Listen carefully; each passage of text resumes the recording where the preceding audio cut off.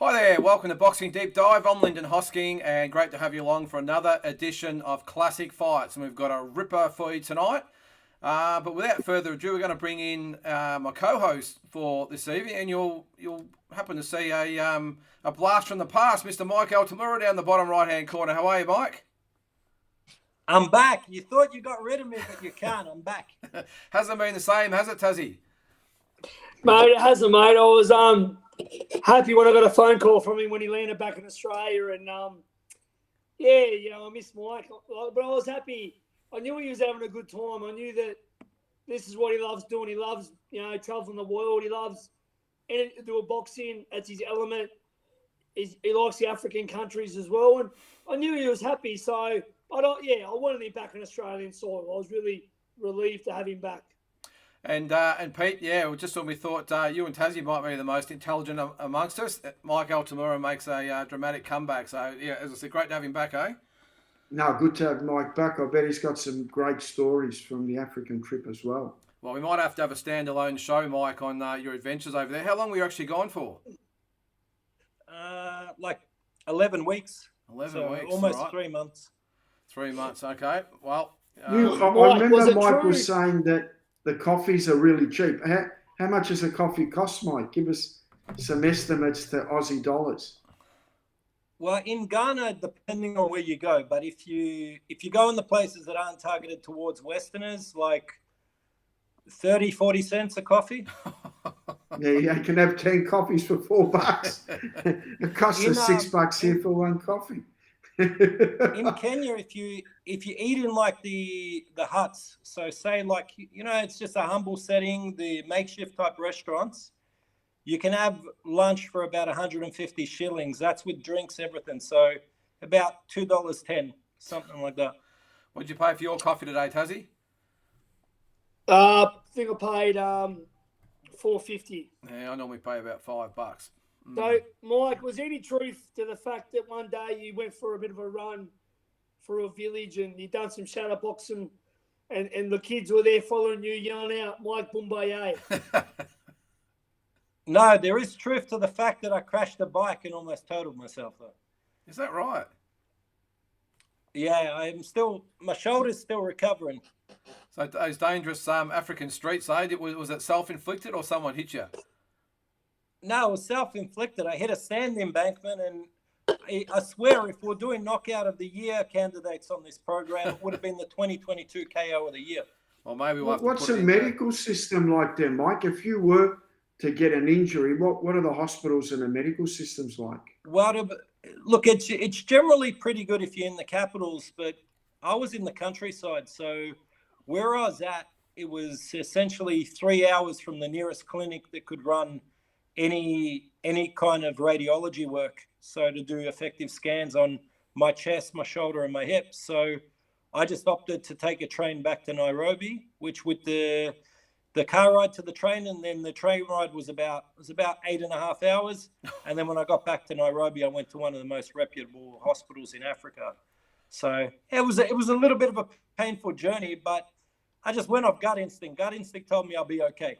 Glad you toughed it out, mate. Well, mate, again, it's great to have you back. And obviously, because you're back, you've missed so many episodes. We're going to put it on you for our classic fight and dream fights this week. What do you got for us tonight to start or to kick things off for 2022?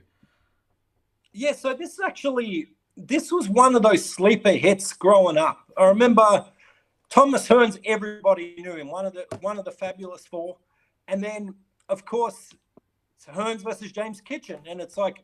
KINCHEN, if you're really a hardcore boxing fan, you had familiarity because his losses were all to names. So he had, of course, the stoppage loss to one Roldan, TKO 9. A lot of people thought he was done in that fight. Roldan, known for being the first guy officially, even though he stepped on his foot, first guy officially to knock down Marvin Hagler. Yeah. Was known to have got stopped by Hearns.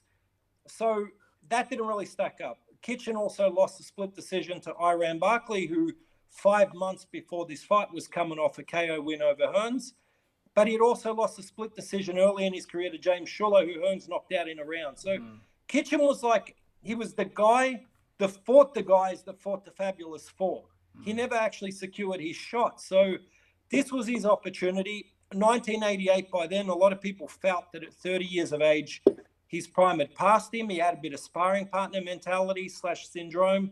And the general feeling was that this would be a soft ride for Tommy Hearns to pick up a world championship at super middleweight, first ever WBO world title with the weight. So what I love about this fight is that everything you think going in is about Hearns, and then by round 3, it starts to change, and you start to think, you know what, it might just be James Kitchen's night. Yeah, exactly. And Tassie, again, you probably, I'm not sure, you would have been about 10 years old here, but I've got the poster up there, and I remember it really well because I obviously had the 2 other title fights on the undercard. Michael Nunn won, rolled down. I'll never forget the Matthew Hilton Robert Heinz fight. Do you remember that? It was just an absolute bloodbath. Yeah. Yeah, I like the Hiltons. Yeah. And Heinz actually upset him that night too, I think. Is that right, Mike? I think he got dropped but won a 12-round decision. Yeah, correct. He finished over the top of him the last 4 rounds. And Michael Nunn was an elite fighter as well. Like before he lost to James Tunney, Michael Nunn was one of the best in the business, second to none. I actually, to be honest with you, I'd never watched this fight until today, the Hearns fight. Yep. So I'd never seen this fight. Obviously, I heard of Kitchen, but yeah, so I watched it.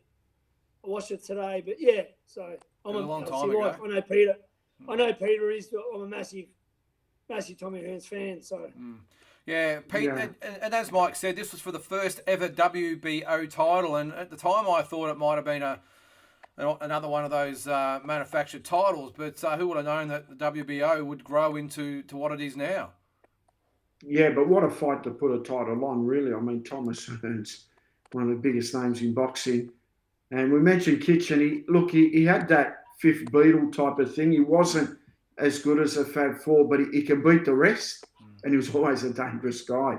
And on his night, he could possibly beat any of them as well. But he just, I mean, he had everything. I mean, he had a decent chin. He had really good power. He had everything that was good. He just probably didn't have that little bit of X factor that the others had, the Fab Four had, that he kind of just fell short of. Like a champion, where you get 3 or 4 good champion racehorses, he would have been a neck behind, but you put him in another race and he wins by 5 lengths. He was that type of guy. So this is a very interesting fight. I'm glad Mike picked this fight because growing up, I saw this fight about 5 or 6 times. Mike, and it was also at the time when, we go through eras of venues, I suppose, but this was the era when the Las Vegas Hilton was the home of boxing, wasn't it? Because all the big fights at that time were at the Las Vegas Hilton. Yeah, I mean, it's the LVH. Once the action, a few years later, probably about 4 or 5 years later, all the action moved onto the Strip. And the LVH is off the Las Vegas Strip, so it kind of was left behind. But at that point in time in history, you're right. I mean, every other month, then if you even look back at ESPN coverage, so in the smaller ballrooms, they had pretty much events every month. They had karate events, kickboxing events every month. It was really one of the hubs of combat sports entertainment around the world. And these were the kind of big fights that you would see at least 5 or 6 big fights like this staged there per year. Yeah, well, you would. I think Tyson obviously had a couple of fights before that. The Taylor Chavez fight would be after that. It was, and I think at this time, Michael Mora fought Vaughn Bean there, and Chavez was on the undercard. Yeah, it was a time, but they were great times. So Tassie, what were you said you only watched it for the first time the other day. Was it? What were your thoughts on the fight? Yeah, Tommy started fast like he usually does, obviously with a pistol left jab and the right, the straight right, and great body puncher, Hearns. But then, mate, Kitchen came back and I best, like Imran Barkley sounded, land on overhand rights, and obviously dropped Hearns, and I felt like there was times in the fight where Kitchen should have really poured it on when Tommy didn't look like he didn't have his legs. Tommy would fight off instinct, and couple of those rounds there, landed some beautiful right hands. I don't know how Kitchen took them. The jab was on point. There's a bit of a seesaw and battle. I feel like Kitchen really missed his moment. He should have really got him out of there because while Hearns was in the fight, somehow when you thought he was gone, he'd come back, and obviously that's why I went to the scorecards. Certainly showed some heart. So, as you said, Mike, it was November 4th, 1988, Las Vegas Hilton, excuse me, for the WBO super middleweight title. Hearns was 45-3, KINCHEN 44-4-2. And as you said before, Hearns coming off the third round knockout loss to Barkley. Before that, he'd had the knockout of James Schuler, Dennis Andres, Juan Roldan. KINCHEN was actually coming off a fight 3 weeks earlier where he went 12 rounds with Marvin Mack. So, it was a great effort to follow that up 3 weeks later. Yeah, absolutely. And just on a note with KINCHEN, so you mentioned the win streak he had put together. He had lost 3 of 4. So he lost to Roldan, got a win back, and then lost on a technical decision to Larry Musgrove, 3 rounds, but got dropped heavy in round 1, never regained his legs. And Musgrove was a journeyman. So most people in boxing felt he was completely done at that point.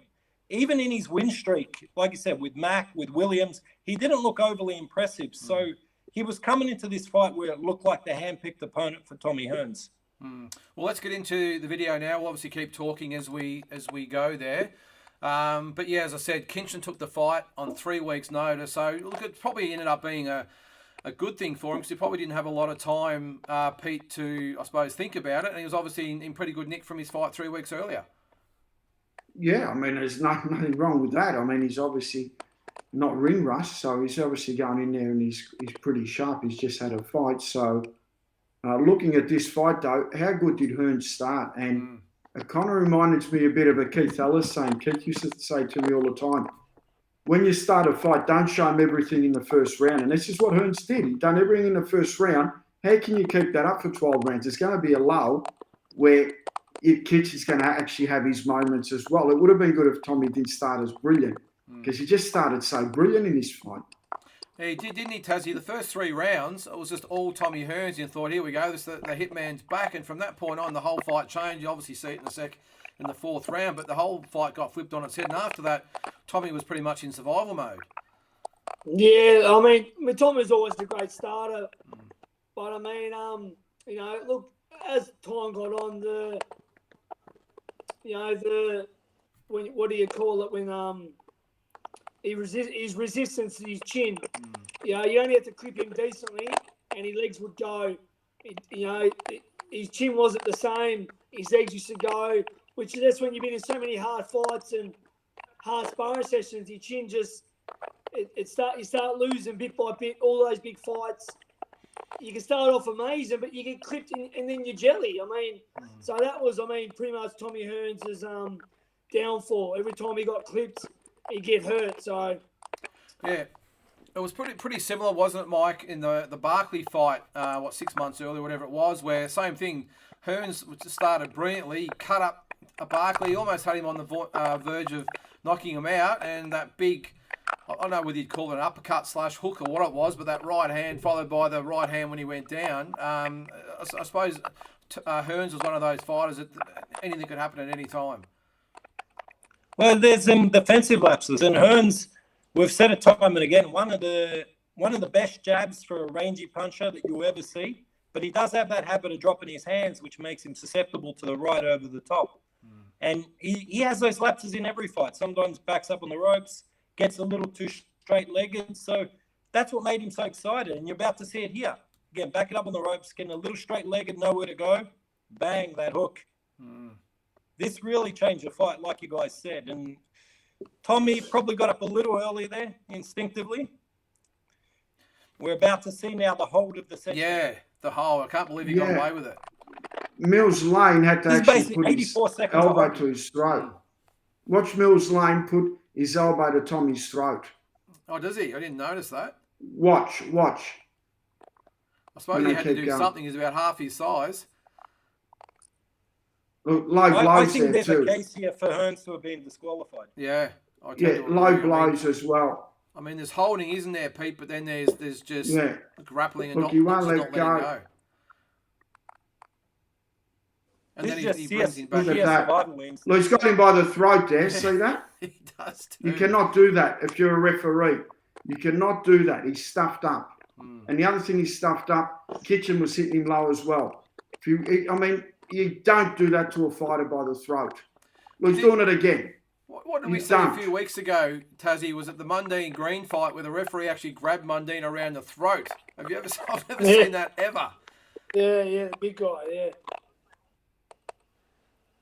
But he always struggled, didn't he, Pete, with the hanging on? He was never, like when he was hurt, Tommy, he very rarely got out of it, didn't he? He'd get stopped most of the No, time. he got out of it this way because Kitchen just didn't have the class to finish. That's what it was. If it had been one of the big three in that position, it would have been game over with the way. I mean, when HEARNS gets like this, he's like a giraffe on skates. Yeah. There's just no legs there. Yeah. So, but he was good enough to survive that round out. But, you know, he gets caught there with a hook right on the point. And, you know, it's just, you could see that his resistance just, he was never a guy, even though he's my favourite fighter of all time, he was never a guy that you could call him an iron chin. His chin was always probably his major weakness throughout his whole career. Yeah, no, it was. It was. See, it's incredible how well he come out and box this round. Just yeah, no, but that's what I was going to say, Mike. Left hands. Why doesn't he do that all the time? I I was going to say, he could have started the fight like this and then built up into it rather than what he does. Because when he boxes like this and he's on the outside, he's got those long arms, he's beautiful. It's just when he wants to be the gunslinger and his chin just doesn't back the deal up. That's the only problem. Tazzy, do you think I that... will say this about Tommy. Mike? I feel like from this fight onwards in his career, he restructured his style a little bit where he would pot shot more. It would be more the 1-2-1. I think he realized that he's not going to just be able to blast everybody out with the 1-2 like he was perhaps earlier at welterweight, at super welter. I think he, from kind of this stage of his career onwards, he adjusted well to become a better boxer, I feel. Yeah, no, I agree. And I was just going to say that to you, Tazzy, that do you think that you look at probably the turning point being when he knocked out Duran, his whole style changed after that, where he stood in centre ring and he'd line up and try and take you out that right hand. And obviously against Hagler, it was to his demise and almost here as well. Yeah, well, sometimes with punches, it can be the worst thing sometimes. And I remember being in the Costa Zoo camp back when he was undefeated before he lost to Vince Phillips, and Costa was obviously knocking everyone out. And Costa had that beautiful amateur boxing style, but he went away with that. He just went for power and forgot the body a bit. And that's just a prime example sometimes of guys, sometimes the power, they get too much into their power instead of forgetting their boxing skills and let the knockout come. They just constantly, it doesn't matter who you are, Ernie Shavers and Mike Tyson, you're not going to knock everyone out. There's going to be someone that's going to take your power. And you've got more chance of knocking someone out when you're just taking your time and setting it up rather than just wailing away. So sometimes it's a downfall of punches, same as Jordan McClellan, of Julian Jackson sometimes, Yeah, it's a good point, isn't it, Pete, that a lot of fighters have been caught in that trap where they have a few really good knockouts and they then expect it to happen every fight and end up getting themselves into trouble. Yeah, but Tommy's such a warrior, and that's just his style. The referee Mills Lane had a shocker. I mean, how many times does Kitchen have to hit him in the thighs to try and cork his thighs to slow his legs down without getting a warning? If you're a referee, it's disgusting. He'd done it just before the end of the round. He'd done it 2 or 3 times when he was hurt. You've got to pull that up because he's going to end up with cork legs and he's not going to be able to move. Yeah. But they're illegal blows. How many are you allowed?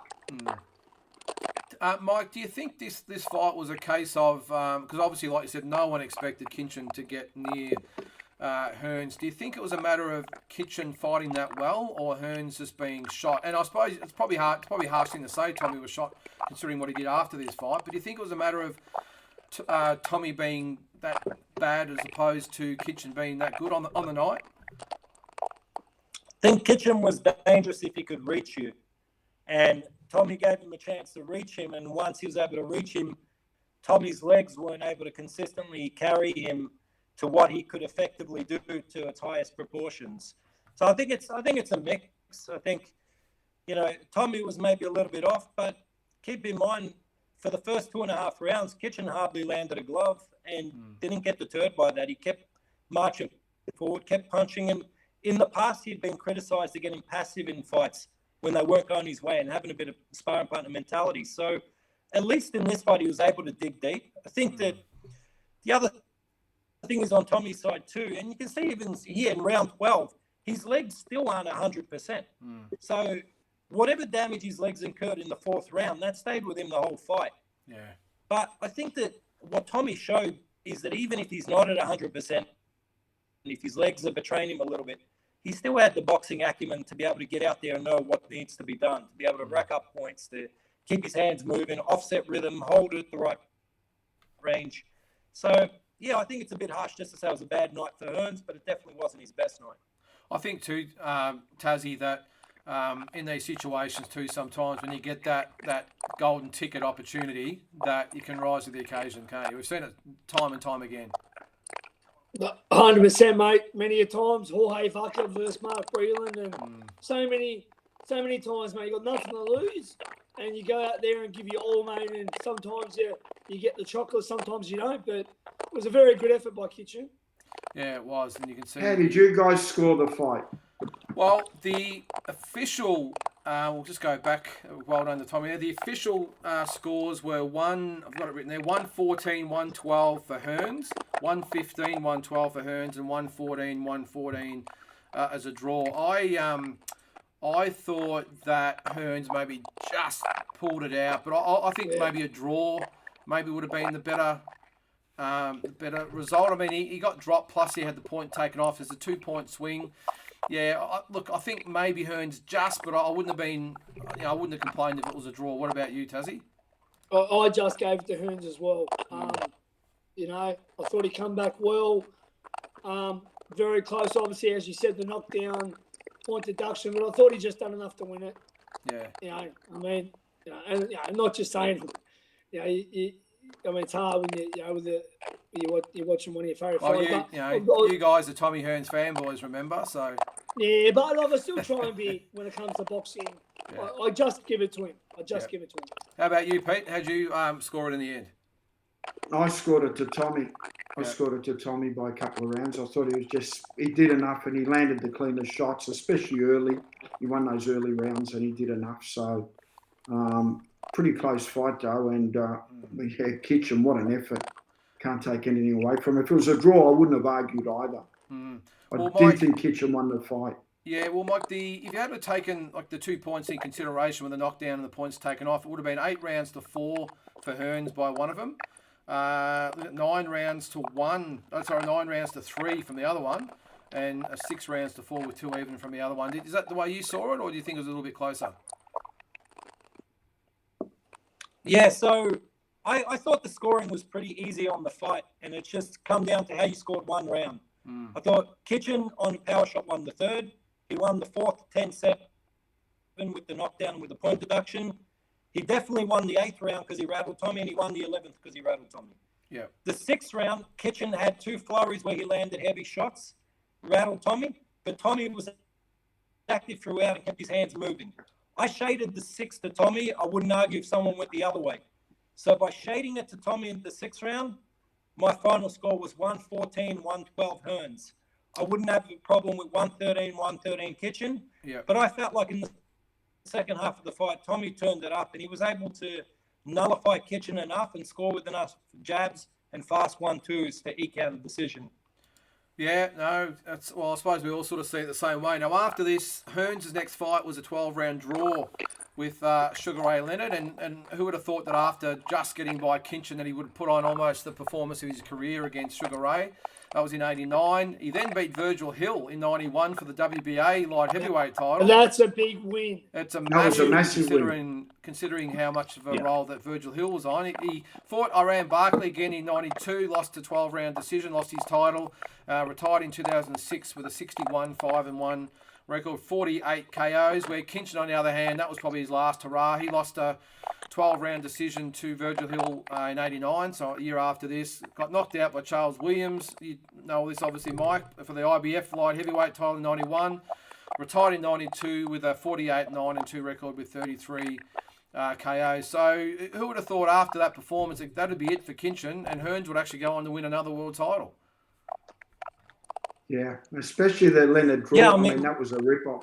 It just shows like the greats always find the way to capture another 1 or 2 lives in their careers. Yeah, and I suppose that's what makes him great, doesn't it, Tassie? The fact he beat He could have beat anyone out there, but he beat Virgil Hill of all people. What was it? 3 years after this fight. So after that fight, when he looked absolutely shot, 3 years later he beats the number one light heavyweight in the world and one of the great or best light heavyweights of all time in Hill. So great performance. It was his first loss to Virgil Hill, wasn't it? Yeah, it was. Yep. No, that was a massive win, given Tommy's being sort of at the age he was, and at light heavyweight. I mean, we're talking about the guy that was the welterweight. Yeah. To beat Virgil Hill, that's a massive win. That's a massive win. Yeah, no, it is massive. Well, so that was HEARNS and KINCHEN. Great pick, Mike. Great to have you back on that one. Now, I think we're going to get back to normal next week. I think, Pete, you're up for the classic fights. I'm not sure whether you've had a think about it or not. Have you? No, I have. Okay, I have. Who you got for us? Sonny Liston clashes Clay, number 1. World Okay, heavyweight well, Tassie will be happy about that. title. He's a Sonny Liston man, aren't you, Tassie? Yeah, well, I'm a Muhammad Ali junkie. I've always loved Muhammad, but everyone loves Muhammad Ali. I've always loved Sonny Liston. My dad loved him, and so I grew up knowing a lot about him. A big fan of Liston. Like, people probably don't know him or they don't think this or that, but I researched and I've studied his career. Great fighter, and Ali's Ali. So I mean, yeah, look, you can't. I love both guys, but I mean, I'm a bit of the opposite because I know people don't talk Sonny Liston, but I do. So yeah. Yeah. Well, I'm not sure we didn't mention at the start of the show, Mike, but I'm not sure whether you see the episode a couple of weeks ago with Jeff Fennick, which was great. We actually had Jeff on the show, and I was just going to say that, guys, I think our episode has just raised or sparked a little bit of interest, because if you've seen the news this week, the WBC are going to investigate Fennick Nelson 1 and maybe award Jeff the title retrospectively. What do you think of that, Mike? Well, if they do, it's like, what, 31 years too late? But, you know, better late than never. I think that anyone who watched that fight knew that if there wasn't corruption at play with the scorecards, then it was absolute incompetence to the highest proportions. Yeah. Boxing deep dive causes an investigation. And he's able to show some reflection of what he went out there and earned that night in Las Vegas, or that afternoon, I should say, that they stole from him. Yeah. Yeah, it was awesome to have him on the show, wasn't it, Tassie? And you're right, Boxing Deep Dive just making waves out there and causing the WBC to take another look at it. I'm sure it was coincidence, but I think, Peter, you were the one that actually said, let's start the petition to get it looked at again, and within 2 weeks, we might have another WBC super featherweight champion. Wouldn't that be great? Yeah, what about a Boxing Deep Dive presentation to Jeff? Yeah. Get the belt. We can do it live. Might have a few other outlets to get past, I would think. They might pay our flights to Mexico. You never know. But no, it was good. Yep. Ask Mike's opinion on Zarate Olivares. I'm gonna in the next episode of Dream Fights, we're gonna go through all the ones he's missed, and he's gonna give him his pick. So, looking forward to that one. But thanks for joining us. That was Classic Fights. That was Thomas HEARNS, James the Heat KINCHEN. It was a great fight back in the day, and look forward to next week when it will be. Sorry, Pete, I've forgotten already. Who was it? Oh, how can you forget Cassius Clay and Sonny Liston? Just two average guys. A few too many knocks. But thanks again. Great to have you back again, Mike, and we'll see you next week.